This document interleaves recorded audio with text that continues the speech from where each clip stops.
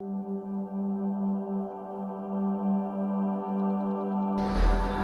આ પ્રસંગે બાબુભાઈની જીવન યાત્રાની વાત કરું ને, ખરેખર આજે ભગવાન શ્રી કૃષ્ણના શબ્દો યાદ આવે છે। श्री कृष्ण ने साफ कहा है कि कर्म ही तुम्हारा कल होगा। अगर कर्म अच्छा ही है तो कर्म कहाँ निष्फल होगा। हर एक संकट का हल होगा, आज नहीं तो कल होगा। लोहा जितना तपता है उतनी ताकत बढ़ता है। सोना जितनी आग लगे वो उतना प्रखर निखरता है। हीरे पर जितनी धार लगे वो उतना खूब चमकता है। मिट्टी का बर्तन पकता है तब धुन पर खूब खनकता है। सूरज जैसा बनना है तो सूरज जितना तपना होगा। नदियां सा आदर पाना है तो पर्वत छोड़ निकलना होगा। और हम भगवान के बंदे हैं, क्यों सोचे राह सरल होगी। कुछ ज्यादा वक्त लगेगा पर संघर्ष जरूर सफल होगा। हर एक संकट का हल होगा, आज नहीं तो कल होगा। बस આવી જ કંઈક વાર્તા આપણા શ્રી બાબુભાઈની છે। 4 જૂન 1946ના રોજ કોઈટા મુકામે સ્વર્ગસ્થ મણિબેન ઉમેદરામ શંકરભાઈના પંચાલના આંગણે એક પારણું બંધાયું અને ઘરના મોભી તરીકે એક પુત્રનો જન્મ થયો હતો। તે બીજું કોઈ જ નહીં, જેના પ્રસંગને આપણે શોભાવા ઉપસ્થિત થયા છીએ તે જ શ્રી બાબુભાઈ।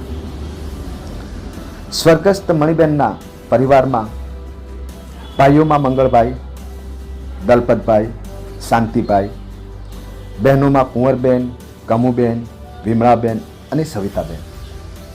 આ બધાના મોટા ભાઈનો જો દરજ્જો કોઈને પ્રાપ્ત થયો હતો તો તે શ્રી બાબુભાઈને મળ્યો હતો। આમ બાબુભાઈ જ્યેષ્ઠ બંધુ બન્યા। 8 વર્ષની ઉંમરે એટલે કે 1954માં આંકવી મુકામે આવ્યા। ત્યાં તેમણે 4 ધોરણ સુધી અભ્યાસ કર્યો અને જો કથા જ સંઘર્ષથી ભરેલો હોય તો ટ્વીટ આપવાનો। ચાલુ અભ્યાસ છોડી એમને પુણે પોતાના વતન કોઈટા આવવું પડ્યું અને એમનો પારંપરિક ધંધો ખેતી સંભાળી લીધો।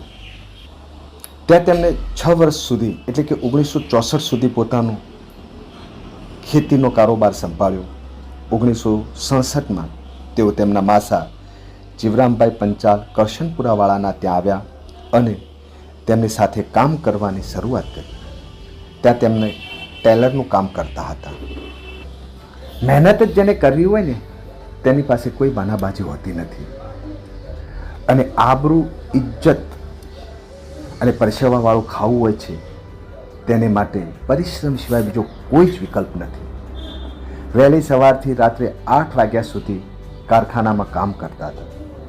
રાત્રે તેઓ એન્જિન રિપેરિંગ કરવા જતા હતા અને તે સમયે આપ સર્વે જાણો છો કે એક જગ્યાએથી બીજી જગ્યાએ સ્થળાંતર કરવા માટે ફક્ત 2 જ વિકલ્પ હતા, ક્યાં ચાલતા જાઓ, ત્યાં સાયકલ લઈ જાઓ।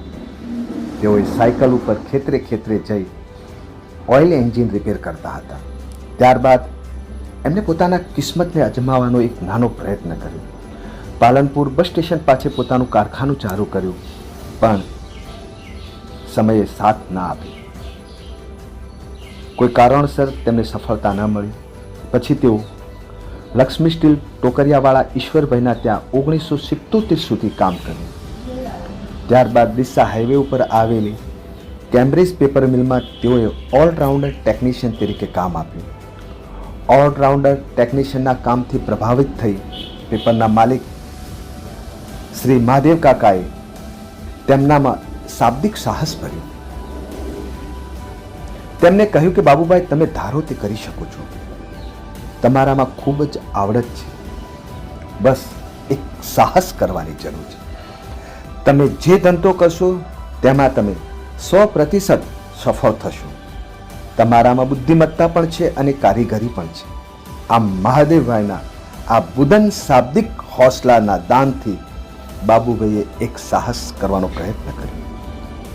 એમ કહેવાય છે ને કે મંજિલ ઉनको मिलती है, मंजिल उनको मिलती है जिनके सपनों में जान होती है। पंख से कुछ नहीं होता, ઉડાન હોંસલો સે ઉડતી.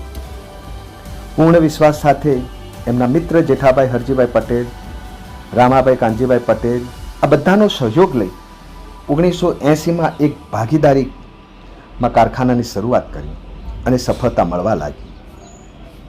અને ખરેખર ઉદારતાની નીતિમત્તાની વાત તમે જુઓ, એ ખરેખર નોંધપાત્ર છે. એમને પોતાનો વ્યવસાય શરૂ કર્યો છતાં પણ તેઓએ મહાદેવ કાકાનો હાથ છોડી નહોતો મૂક્યો. તેઓ મહાદેવ કાકાના ત્યાં કામે આવવાનું ચાલુ રાખ્યું હતું.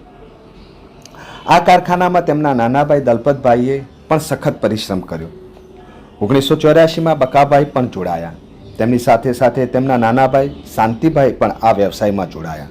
1984માં તેમણે ચંડીસર JIDCમાં આરાસુરી ઇન્ડસ્ટ્રીઝ નામની કંપની શરૂ કરી. એ ફેક્ટરી નરેન્દ્રભાઈ અને પોતે સંભાળતા હતા. 1996માં બાબુભાઈને થોડી રાહત અનુભવવા લાગ્યા. તેમને નરેન્દ્રભાઈનો ખૂબ જ સાથ અને સહકાર મળ્યો, તેથી તેઓએ અહીંથી રાહતનો શ્વાસ લેવાનો ચાલુ કર્યો. પરંતુ આ રાહત લાંબા સમય સુધી ન ચાલી અને વર્ષ 2000ની સાલમાં એમના નાના દીકરા નરેન્દ્રભાઈ જે ચંડીસરની ફેક્ટરી સંભાળતા હતા, તેમનો એક્સિડન્ટ થયો. નરેન્દ્રભાઈને હૂંફ આપવા અને તેમને ફરી ઊભા કરવા માટે કારખાનામાં ફરી તેઓ લાગી ગયા અને આજ દિન સુધી તેઓ કાર્યરત છે.